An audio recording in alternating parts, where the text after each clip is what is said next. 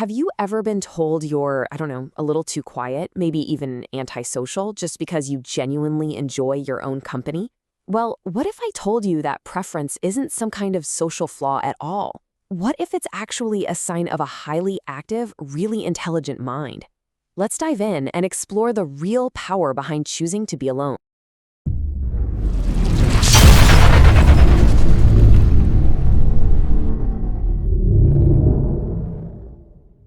All right, to get us started, I want to begin with your own experience.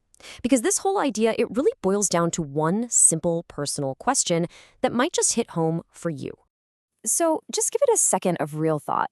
It's the end of a long, crazy week. What sounds better, heading out to a loud, crowded party, or finding a quiet corner where you can finally hear yourself think? If you're leaning towards that quiet space, trust me, you are not alone in wanting to be alone. And there's a fascinating reason why. And this is the absolute core of it. This isn't about avoiding people or being shy. It's about being drawn to the incredibly rich, complex world that's already buzzing inside your own head.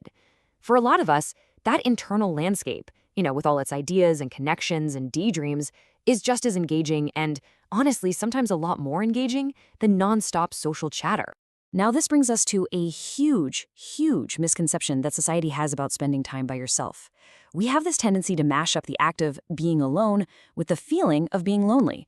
But here's the thing. For an intelligent, active mind, they are two completely different universes. Just look at the difference here.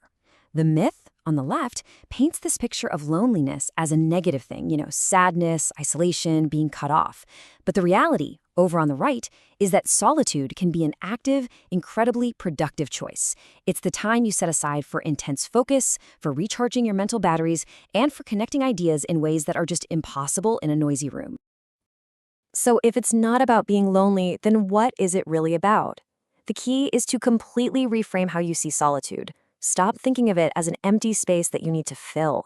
Instead, think of it as the essential, high-octane fuel that a busy mind needs to run at its best. And there's actually a term for this: intellectual solitude. This is not about passively sitting around and doing nothing.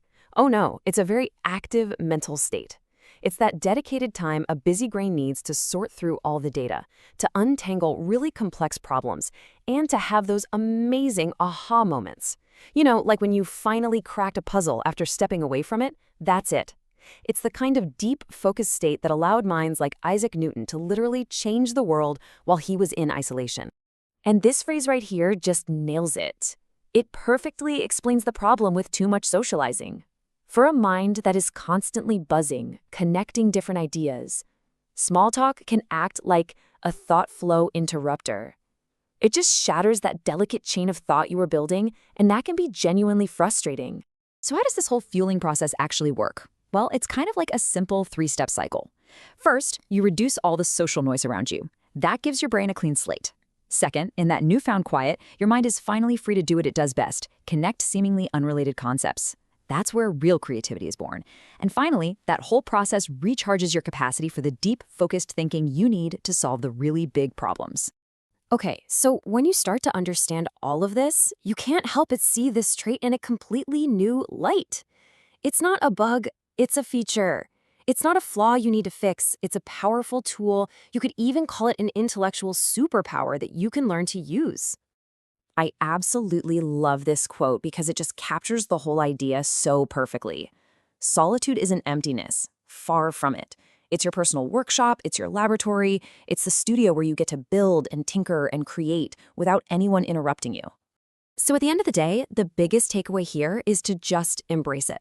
When you recognize that you need solitude and you intentionally carve out that time, you're not just resting. You are actively fostering creativity. You're giving yourself the space for deep problem solving, and you're recharging the mental energy you need for literally everything else in your life. It's a strategic advantage, pure and simple. And that really just brings us to the final thought I want to leave you with. Now that you can see your need for quiet time not as a weakness, but as the key to your own personal workshop, the only question left is, what are you going to build in there?